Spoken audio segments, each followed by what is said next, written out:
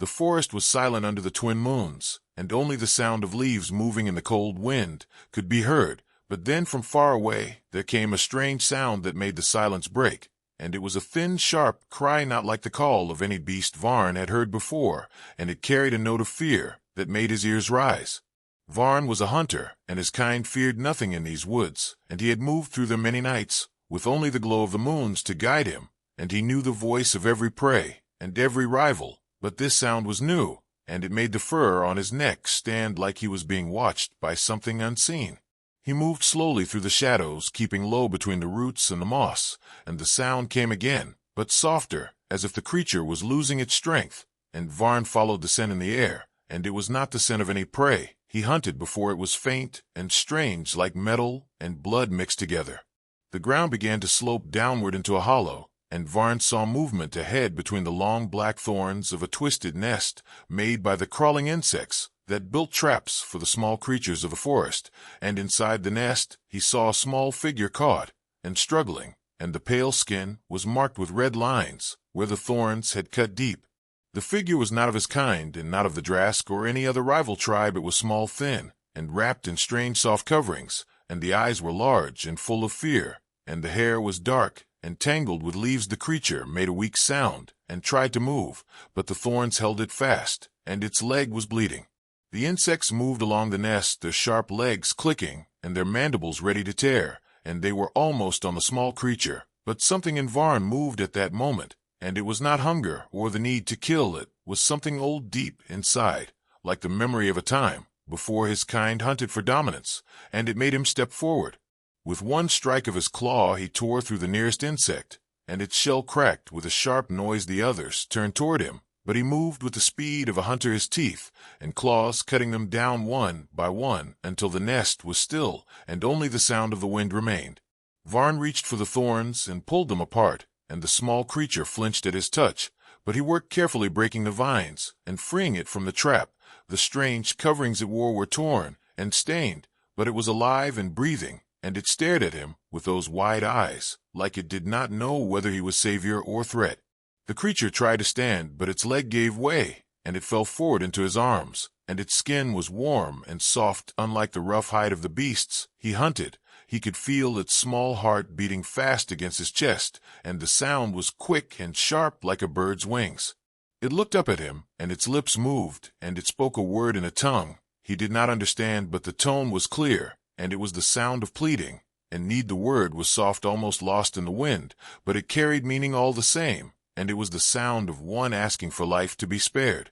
Varn did not know why he stayed holding it there in the hollow under the cold light of the moons, and he did not know why he had not left it for the insects, as any hunter would have done, but he felt the strange pull grow stronger inside him, and it was a pull to protect, not to take. The air shifted, and his ears caught a sound that made him tense again. It was not the sound of insects or the rustle of leaves. It was heavier, slower, and it came from more than one place at once, footsteps moving with purpose and skill, and they were close. Varn lowered the creature to the ground and moved into a crouch, his eyes scanning the dark edges of the hollow, and the shapes began to appear between the trees, tall and lean, and carrying long spears that hissed with energy. These were not of his tribe, and not of the humans he had seen from far away. These were hunters of another kind. The small creature clutched at the metal chain around its neck and pressed it to its chest, and its eyes widened as if it knew these shapes in the mist and feared them more than the insects that had trapped it. Varn could feel the danger now, and the strange urge inside him hardened into decision. The footsteps grew louder, and the shapes moved with the smooth silence of killers, and the smell of them reached his nose, sharp and bitter, and mixed with blood. The small creature looked at him again and spoke the word once more, its voice trembling and weak. Varn understood without knowing the language. He understood that to leave it here was to give it to death, and for a reason he could not name. He did not want that to happen. The wind dropped, and the forest went still, and in that stillness the hunters stepped into the moonlight, and their eyes locked on the small figure and on him. The moment held like a drawn bowstring ready to break, and Varn knew the choice was already made. The shapes in the mist moved like shadows given life, and they carried spears that gave off a faint hiss of energy with every step, and the sound was low but sharp like a snake ready to strike, and Varn's muscles tensed, for he knew these were not simple forest wanderers, nor harmless gatherers. These were Drask hunters, and the Drask did not hunt for food alone. They hunted for the thrill of killing, and for trophies they could carry back to their nests as signs of their strength. Varn's kind and the Drask had fought many battles over territory and prey, and he had seen before the cruel way they treated anything weaker than them, and though he had no reason to protect the strange human child still trembling behind him, something deep in his chest burned at the thought of letting the Drask take it, and that burn grew hotter with every step the hunters took toward the hollow. He bent low and whispered in his own tongue to the child, though he knew the words would mean nothing, but the tone was calm and firm, urging it to stay quiet and still, and the child's eyes met his for a long moment, and something unspoken passed between them, like the recognition of two creatures who understood danger without language. The Drask sniffed the air, their long split tongues tasting the wind for scent, and one stopped, turning its head toward the hollow, and Varn knew they had caught the smell of blood, human blood. The hunters moved with new focus, now fanning out to cut off any escape paths, and Varn's mind raced through the map of the forest in his memory, thinking of where he could lead the child, that even the Drask might hesitate to follow. With one careful motion, he slid his arm under the child and lifted it against his side. The weight was light, yet the responsibility felt heavier than any prey he had carried. The Drask were closing, and their eyes glowing faintly in the dim light, and Varn knew the open hollow was death, so he stepped backward into the deeper shadow of the ridge behind him. The ground here was rough with jagged rock and dark pools of still water reflecting the moons, and Varn moved quickly, without sound, his paws finding the hidden paths between the stones, while behind him the Drask hunters muttered in their harsh tongue and split to search the area. One of them thrust a spear into the thorn nest, scattering the dead insects, and the scent of their broken shells rose into the air, but there was no human inside now. Varn kept to the low ground, leading the child along a winding path through tall black ferns that hid them from sight. The air here was damp and heavy with the smell of earth and rot, and every step had to be careful, for the ground could give way into sinkholes that swallowed the unwary. Yet he moved with the ease of one who had hunted here many seasons, and the child clung to him, silent, though its small chest rose and fell quickly with fear.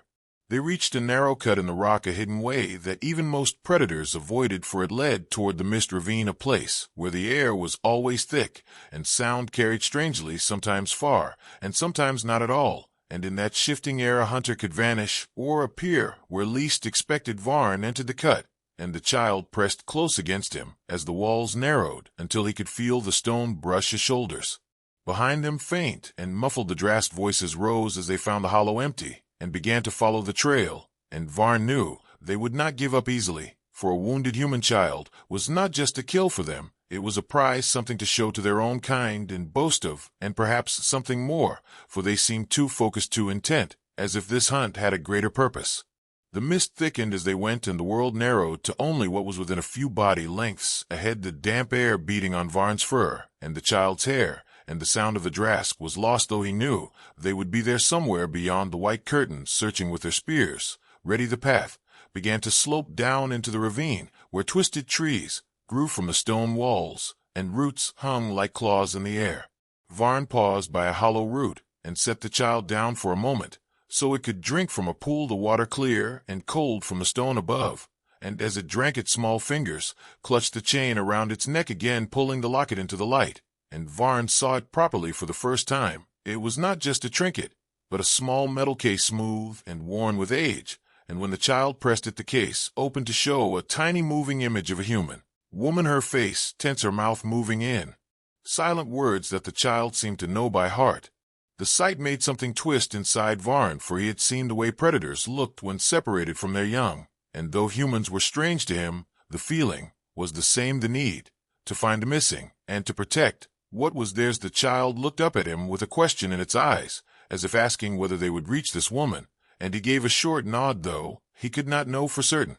From above came a faint crack like stone breaking under weight, and Varn's ears turned to the sound. The Drask were moving along the upper edge of the ravine, perhaps hoping to cut them off. He lifted the child again and moved deeper into the twisting paths, where the mist grew colder, and the light of the moons barely reached. Here the trees grew so close their branches knitted together above, forming a roof that dripped with cold water. Every sound felt louder here, even the soft splash of water under his feet, and he knew they could not stay long. The Drask were skilled hunters, and once they fixed on a trail, they could follow it for days. Without rest, Varn's only chance was to keep moving and use the land itself to slow them, perhaps leading them toward the old ruins, where even the bravest hunters feared to linger. He turned toward the darker path to the east, but before he could take 3 steps, a thin beam of light cut through the mist from somewhere high above, sweeping across the ravine like the eye of a hunting bird. The beam passed over him and the child, and for a heartbeat he thought they might be hidden, but then the light paused and focused sharp and unblinking. A low mechanical hum began to build in the air, and through the mist came the outline of something not alive, but made of metal, its shape strange and insect-like, with long jointed legs and a body that glowed with red lines pulsing in rhythm. The hum grew louder, and Varn could feel it through the stone under his feet. This was no Drask. This was something older and colder, and it was searching with a mind that did not tire. The child gasped and pressed against him, clutching the locket tight, and Varn knew that whatever this thing was, it had found them, and the Drask would not be far behind. Drawn by the same light and sound, the air seemed to grow heavy around them as the machine's red eye fixed on their position and began to descend through the mist toward them. The hum in the mist became a roar as the metal creature descended through the trees, and its many legs tore at the branches like claws ripping at prey, and the red glow from its eye cast sharp shadows across the wet stone of the ravine. And Varn moved quickly to pull the child behind a curtain of roots, but the glow spilled through every gap, and the hum rattled through his bones. The machine landed with a weight that shook the ground, sending small stones rolling into the water below, and its legs bent low as it began to search the mud with needle-like probes that clicked and twisted with strange precision. The air smelled of hot metal and oil, a scent alien to the forest, and it made Varn's nose wrinkle, for it was wrong in this place of living things. The child gripped the locket in its small hands, and the faint image of the woman flickered once before vanishing, as if the device felt the presence of the machine, and Varn crouched low, watching the movement of the legs and timing the pauses between each sweep of the red light. He had no name for this thing, but he could feel its hunger, though it was not the hunger of a beast. It was the hunger of purpose, the kind that did not stop until the goal was met. Above them the mist thinned for a moment, and Varn caught sight of something higher in the sky, far beyond the tops of the trees. A fire streaked across the darkness, leaving a trail that split into many smaller lights, some of which fell toward the horizon, while one began to grow larger and brighter, heading directly for the forest. The ground trembled again, but this time it was not the machine. It was the force of something entering the air above them, too fast and too heavy, and Varn pulled the child tight against him, moving along the ravine wall as the light in the sky turned into a burning shape, with pieces breaking away and vanishing into sparks. The machine paused as if sensing the change, and its head rose to watch the falling fire. Then, without warning, it sprang upward, leaping from wall to wall until it vanished into the mist above, and for a heartbeat the forest was silent again until the sky split open with a sound like 1,000 storms. The burning shape crashed through the upper branches and slammed into the forest floor not far from the ravine, sending a shock wave of heat and wind through the trees. Varn shielded the child with his body as leaves and ash rained down, and the smell of scorched earth filled the air. When he looked up, he saw smoke rising in a thick column, and beyond it the faint outline of something round and metal. He moved quickly toward the smoke, knowing the Drask would have seen the fire too, and that whatever had fallen might explain why they hunted the child so fiercely. The path out of the ravine was steep and slippery, but Varn climbed with the skill of a born predator, keeping the child close against his side. The heat grew stronger with each step, and the air shimmered with it, until they broke through the trees into a clearing where the ground had been torn open by the impact. In the center of the crater lay a small pod of smooth silver metal, its surface blackened in places and steaming with the heat of re-entry. The hatch had been torn open not by the crash, but by something else, and the inside was empty except for a few scattered objects. One of them was a small device, still flickering with blue light. Varn stepped into the pod, and the child followed slowly, looking around with wide eyes, as if recognizing this place. It reached for the device, and when it touched it, a clear image appeared in the air above a woman's face. The same woman from the locket. Her voice came through faint and broken by static, speaking in the human tongue, but the tone was urgent and full of fear. She called the child's name again, and again her eyes looking past the image, as if she was in danger. The child's lips moved in reply, though no sound came, and tears began to form in its eyes. Varn watched the image vanish into darkness. As the device powered down, the moment was heavy, but it was broken by a new sound from deep within the trees, a metallic, clicking like the machine from the ravine, but more of them, and the rhythm was faster. The child pressed close to Varn, and he turned toward the sound, seeing shapes moving through the smoke low to the ground, but quick, each with glowing eyes and legs that stabbed into the earth. With every step, they were searching the crash site, and Varn could tell they were not just machines. They were hunters of another kind, relentless and tireless. He took the child's hand and moved to the far side of the crater, where the trees grew thicker. The machines were spreading out, and their red light swept over the burned ground, cutting through the smoke in sharp beams. One beam passed close enough that Varn could see the dust in the air glow red before it faded again. They slipped into the cover of the trees and moved low through the undergrowth, but the forest no longer felt the same. The falling fire had changed it. The animals were silent, and the air was heavy with ash and heat. The machines clicked and hissed in the distance, their movements fast and efficient as they followed some invisible trail. Varn knew the Drask would be closing in from another direction, drawn by both the crash and the machines, and soon the forest would be full of enemies. The child stumbled once, and he lifted it into his arms again, moving faster, now guided by the knowledge of an old hunter who understood that the first to vanish would be the one to survive. The sound of the machines began to fade as the forest swallowed them, but in the distance a new noise began, a low rumble that rose in the air like the growl of something massive. The ground shook beneath Varn's feet, and the trees ahead began to sway, as if something was moving among them, something that did not care for silence or stealth. The child's small hand clutched his fur tighter, and Varn slowed, keeping to the shadow of a large stone. As he peered ahead through the thick trunks in the dim light, he saw a great shape moving between the trees, its form hidden by mist and smoke. But its steps were heavy, and each one left the earth trembling. It did not move like a Drask or a machine. It moved with the power of a living predator. Varn felt the fur on his neck rise, and he knew they could not stay here. Yet moving forward might bring them straight into the path of this new threat. The sky above was no longer quiet either, for more streaks of light were falling in the far distance, each one burning brighter than the last, and with each impact the forest would change again.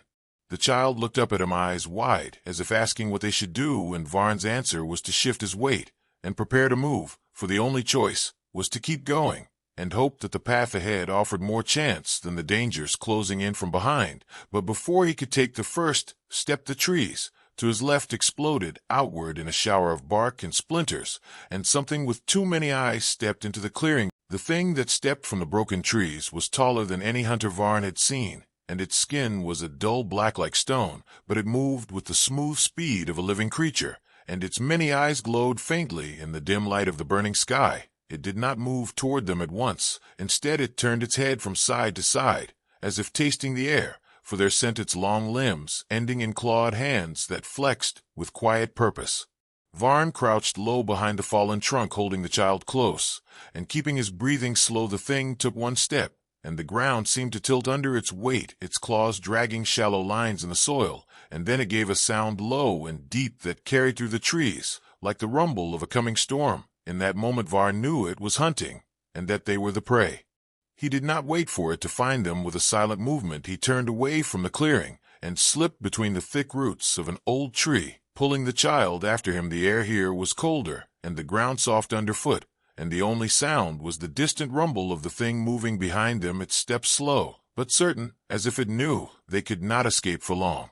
Varn headed for the old tunnel mouths. He remembered from his earliest hunts places where the earth had split long ago, and left a network of twisting paths deep underground. The Drask feared these places, for they said strange shadows moved within, and sounds came from nowhere. In truth, Varn had used them more than once to lose a rival or to take shelter from storms. Now he hoped they would offer the same protection from this new predator.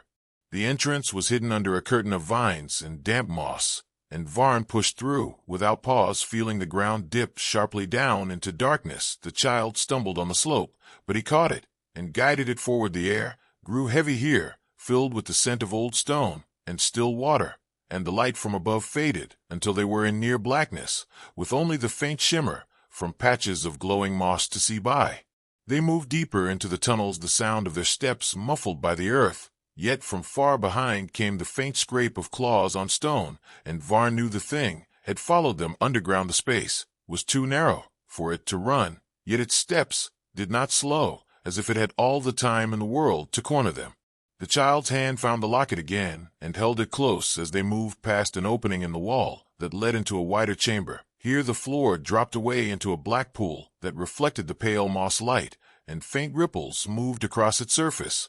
Though no wind touched the air, Varn did not trust the water and kept to the dry ledge along its side. The child glanced toward the pool and then quickly looked away, as if it too felt the unseen presence below the surface. From the far side of the chamber came a sound like breath drawn through teeth, and two pale shapes emerged from the dark opening low to the ground, and moving with fluid grace. These were Skroth, the blind cave hunters, with long teeth and skin like stretched hide. Their heads turned toward the sound of movement, and their nostrils flared, catching the scent of blood fresh and near.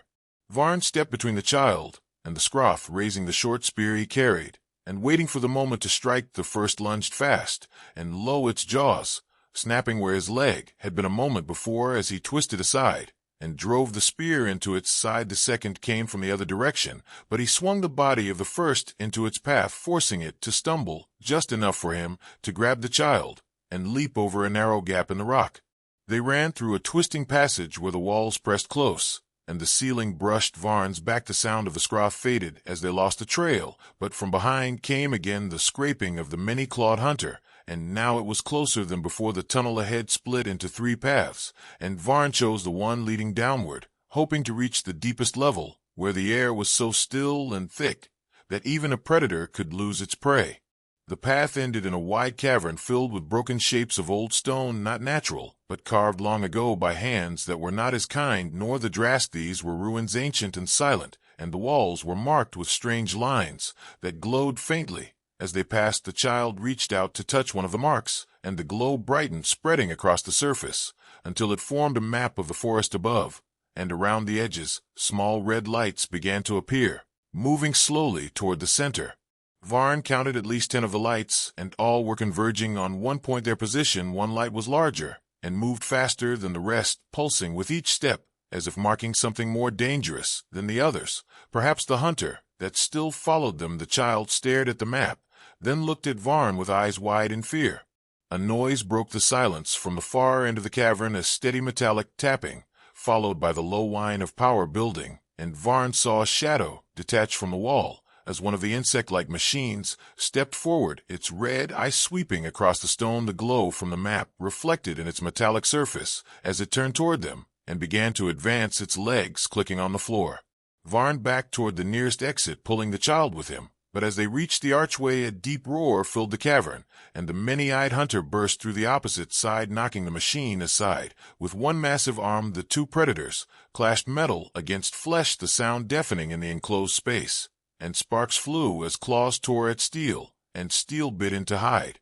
Varn wasted no time. He pulled the child into the passage and ran as the battle behind them shook the walls. Pieces of stone falling from the ceiling. The air was thick with dust and the smell of hot metal mixed with blood. The path twisted again and dropped into a slope that forced them to slide down into another chamber where the sound of the fight was muffled but not gone. The child coughed in the dust, and Varn placed a hand on its shoulder, keeping it steady. He could feel the vibrations in the ground, as if the fight still moved through the tunnels toward them, and he knew the victor would soon resume the hunt. Whether metal or flesh, neither would give up until one of them had taken the prize. He scanned the chamber for another way out, and saw a narrow crack in the far wall, too small for most hunters, but perhaps just wide enough for him and the child if they moved carefully. The crack led upward, toward the faint scent of fresh air, and he began to guide the child toward it, every step slow and quiet. Halfway to the crack, the air shifted, and a shadow passed across the faint light ahead, followed by the scrape of something large dragging itself along the stone. Varn froze, listening. The child pressed against him, not daring to move. From the darkness came a soft clicking sound, not the fast rhythm of the machines, nor the heavy thud of the many-eyed hunter, but something else entirely, something that moved with patience and purpose, as if it had been waiting here all along.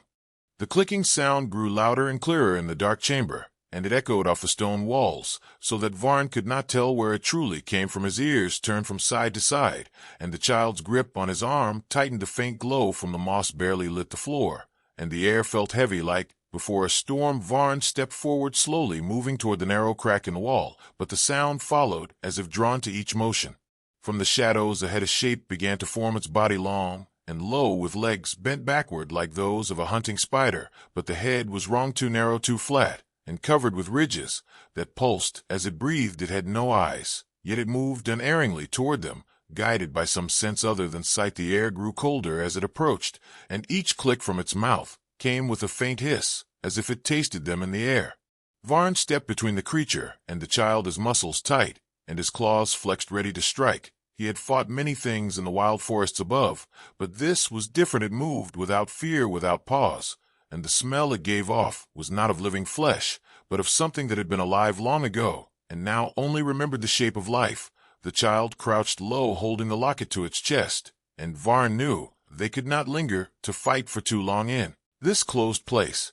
The narrow crack was the only path, and Varn backed toward it, forcing the creature to follow with slow, careful steps. He waited for the moment it lunged its body, tensing its legs, gripping the stone, and when it sprang forward, Varn shifted to the side, letting its momentum carry it past him into the wall. The impact shook the dust loose from the ceiling, and before it could turn, he grabbed the child and slipped into the crack, pressing them both into the narrow passage.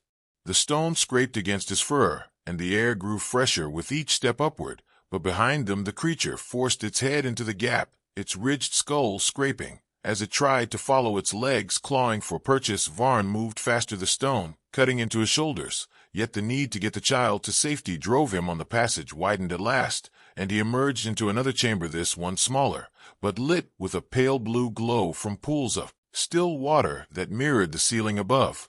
The air here was cooler and smelled faintly of minerals and something else, faint but sharp like the scent of lightning after a storm. The child stepped forward, staring at the pools, and Varn realized the water was not still after all. Faint ripples moved across the surface without wind, and in the reflection strange shapes shifted, though nothing moved in the chamber itself. It was as if the pools looked into another place entirely. Varn felt uneasy and guided the child around the edge of the water, heading toward another tunnel mouth at the far end. Yet the ripples grew stronger with each step, and from the center of the largest pool a single shape began to rise. It was not solid at first like misgiven form, but then it became clearer, a figure tall and robed, its face hidden, yet the sense of being watched was heavy on them. The figure did not move, yet Varn felt it knew everything about them in that instant. The child froze, and the locket in its hand began to hum faintly, the blue glow from the pool growing brighter and spilling across the stone floor. Varn stepped between the child and the figure's claws, ready, though he sensed this was no beast to be slain in the old way. The figure raised one long arm and pointed toward the tunnel mouth without a sound, and then it sank back into the water, leaving the surface still and clear once more. The hum from the locket faded, yet the child clutched it tightly as if it had been touched by something beyond. Varn did not understand, but the direction was clear. The tunnel was the way forward, and so he led the child through it, leaving the strange pools behind. The air here was drier, and the walls bore the marks of old tools, and carvings faded almost to nothing, and he realized these tunnels had been shaped long ago, not by nature, but by hands. Perhaps human, perhaps something older. The path twisted and dipped before opening into a vast space unlike any they had seen below the forest. It was a chamber, so large the ceiling vanished into shadow, and at the center stood a great structure of black stone half buried in the earth, and around it lay scattered machines of metal now broken and covered with dust. Varn approached the nearest and saw it bore the same red lines as the hunting machines above, though here they were dark and lifeless, as if whatever power had driven them was gone.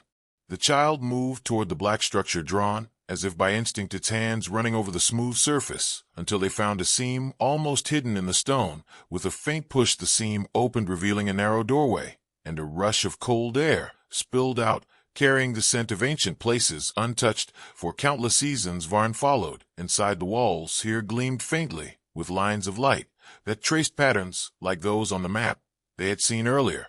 In the center of the chamber stood a pillar of crystal taller than any human, and within its shapes swirled slowly. Like clouds moving in water, the child stepped closer, and the locket in its hand began to glow brighter, matching the rhythm of the light. In the walls, Varn felt the air vibrate softly, and the shapes within the crystal seemed to shift faster, almost forming images. Though he could not be sure, one moment he thought he saw the face of the woman. From the locket, the next a map of the stars. Above, the glow filled the room, and then a soft voice echoed, though Varn could not tell if it spoke aloud or only in his mind. The words were in the human tongue, yet their meaning seemed to press into his thoughts. The message was one of warning, of pursuit, and of a key the child carried to something hidden far away. The voice faded, and the glow dimmed, until the locket's light was the only brightness left. Before they could leave, a deep rumble rolled through the stone under their feet, dust falling from the ceiling, and Varn knew this was not the shifting of earth. It was the movement of something large in the tunnels outside. The child looked at him, fear in its eyes, and he guided it quickly back to the doorway. The rumble grew louder, and now it was joined by the steady metallic tapping of the machines and the heavier scraping of claws on stone, both drawing closer from different paths. They had only moments before the predators of flesh and metal met here, and he knew being caught between them would mean death. He searched the chamber for another way, and saw a narrow opening high on the far wall, accessible only by climbing the broken shell of one of the dead machines. He lifted the child onto his back and began the climb, each step slow and careful on the unstable wreck. The noise of the approaching hunters echoing louder until it seemed they were already at the door.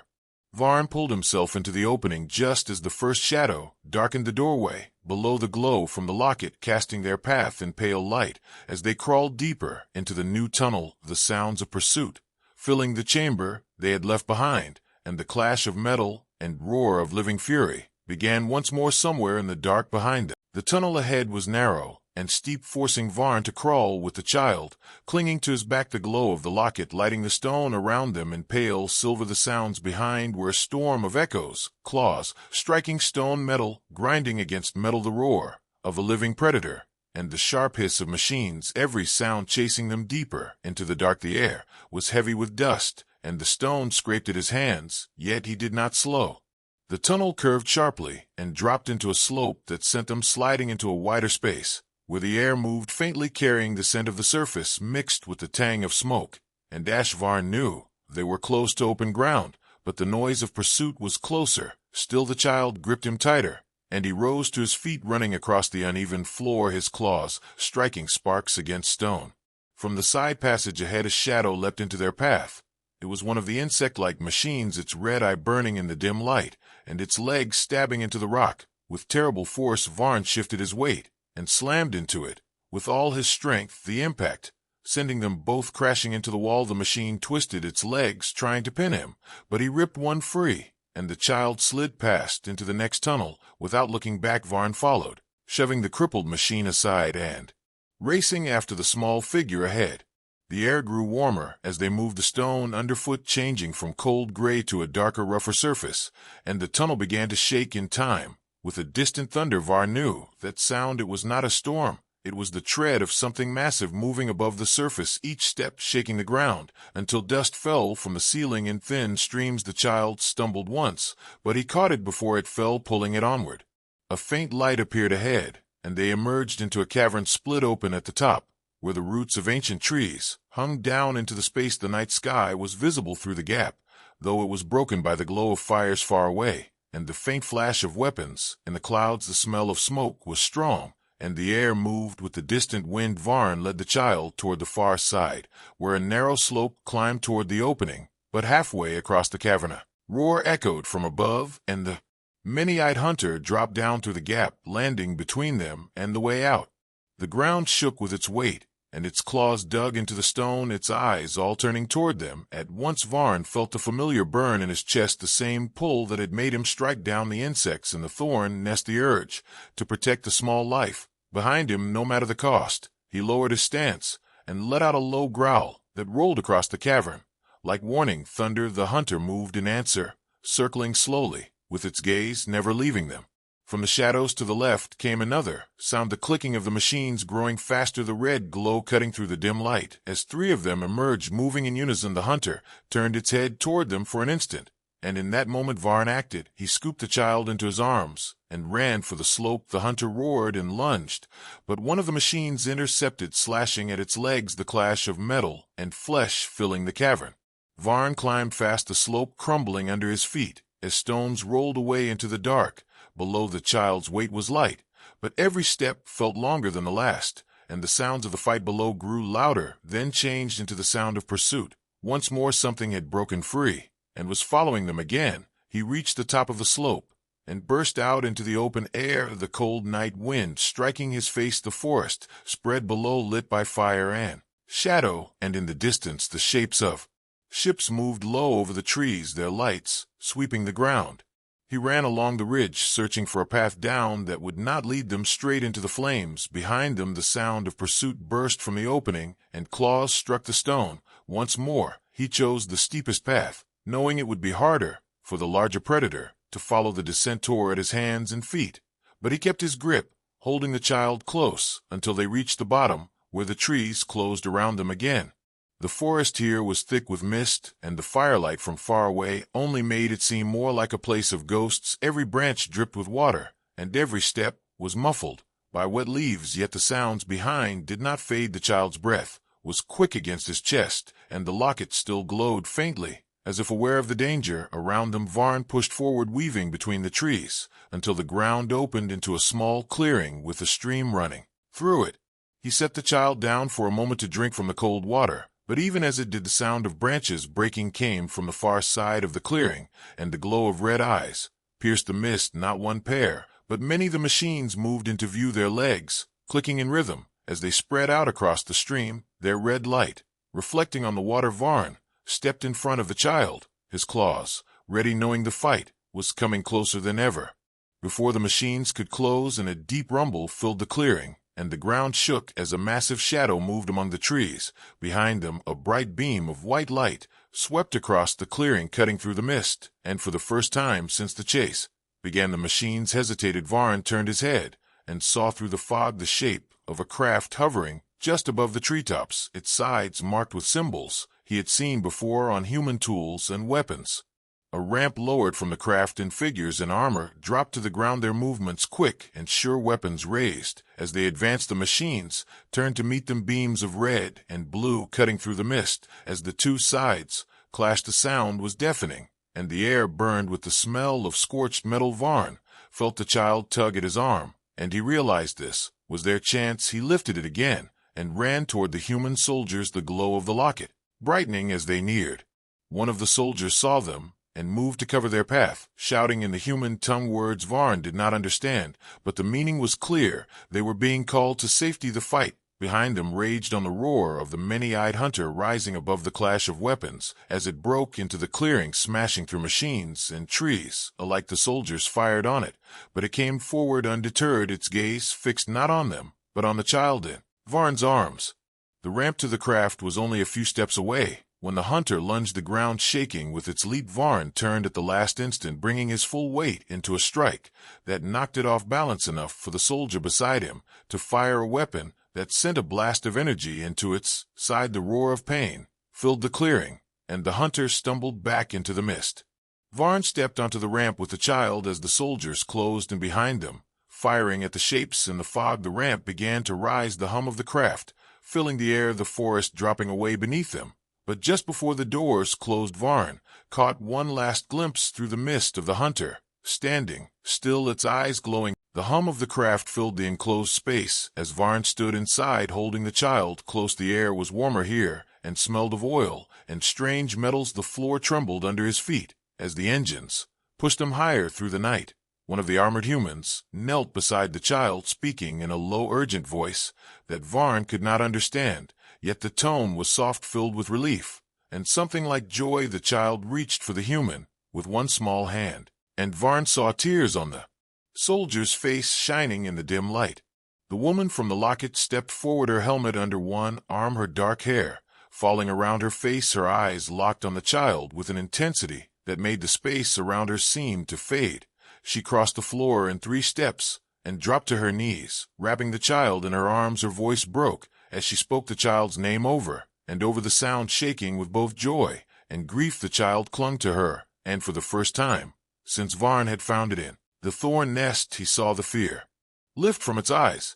The woman looked up at Varn then, and there was no fear in her gaze, only understanding. Her eyes traveled over the cuts on his arms, the dirt in his fur, the faint burns on his side. From the clash with the machines, she reached up and placed a hand over her heart, then lowered her head slightly in a gesture Varn did not know yet understood. All the same, it was thanks not in words, but in the weight of the moment. The craft shook as it banked sharply, the distant sound of weapons fire echoing from outside. The pilot's voice came over some kind of device, urgent and quick. The soldiers around them moved to the walls, gripping their weapons and checking the strange packs on their backs. One soldier gestured toward Varn, pointing to a bench and fastening his own harness across his chest. Varn understood they were preparing for trouble, and sat with the child beside him, the woman holding the child's hand as if she would never let go. Through a narrow window, Varn saw the forest far below, streaked with fire and shadows moving between the trees. Some shapes were the machines he had fought, others were larger and moved with the smooth power of living hunters. The humans' craft passed over a wide clearing where several other ships were landed, their lights flashing in the darkness, figures moving quickly between them, carrying supplies and guiding other survivors inside.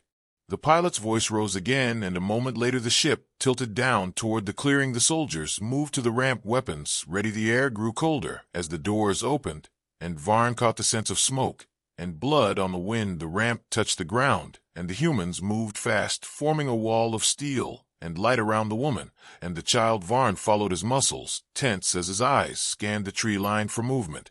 They crossed the clearing toward one of the larger ships, its surface marked with deep scratches and burn marks, but still whole. Varn's ears caught a faint sound above the wind, a low growl that seemed to come from everywhere at once. The woman paused, her eyes narrowing, as if she had heard it too. The soldiers closed their circle tighter, their weapons turning toward the trees. The growl rose into a roar that shook the air, and from the shadows emerged the many-eyed hunter, its claws tearing into the ground as it charged. The humans opened fire, beams of blue cutting across the night, striking the hunter's side. But it came on undeterred, its eyes fixed once again on the child in the woman's arms. Varn felt the old fire rise in his chest, and without thought, he stepped forward, placing himself between the hunter and the humans. The hunter slowed at the sight of him, its head tilting slightly, as if recognizing the one who had faced it in the cavern. For a long breath, the two predators regarded each other, the air between them tight with the promise of violence. Then the hunter lunged, and Varn met it head on, claws striking claws, the impact driving them both into the dirt. The roar of the humans' weapons filled the night, but Varn held the hunter's focus, raking its side with his claws, forcing it to turn its body away from the woman and the child. The hunter struck back, its claws catching Varn across the shoulder, but he did not yield. He drove forward, using his weight to push it back step by step toward the tree line. The human's fire grew more precise, each shot striking deep, until at last the hunter gave a final roar and turned, leaping into the shadows of the forest, the sound of its retreat fading into the distance until only the wind and the hum of the ships remained. Varn stood breathing hard, his fur matted with blood, but his stance unbroken. The woman stepped forward, the child still in her arms. She met his gaze again, and this time she spoke in slow, careful words, as if choosing ones he might understand. "You saved one of ours. We do not forget." Her voice carried the weight of a promise, and Varn felt something shift inside him, something more than the drive to survive, more than the instincts of a hunter. It was respect, and in some way it was belonging. The humans guided them into the larger ship, the interior filled with light and the steady hum of systems. Varn felt the strange vibration of the engines through his feet. As the ramp closed behind them, the pilot's voice came again over the device, and the ship lifted smoothly into the night. The view through the window showed the forest falling away, replaced by the endless stretch of dark sky and the distant glow of the stars.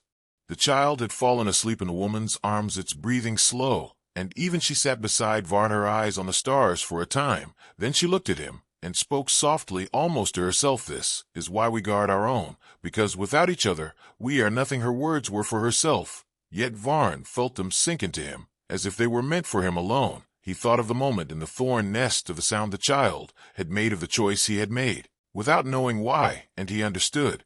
The ship flew on into the night, the stars beyond the glass shifting as they changed course. Yet in the quiet of the cabin, Varn's ears caught a sound faint and distant, almost lost in the hum of the engines. It was the low rumble of a growl, and the memory of many glowing eyes watching from the shadows returned to him. The forest was far below now, but the hunt was not over, and somewhere out there the predators of flesh and metal were still moving, still watching, still waiting for the chance to strike.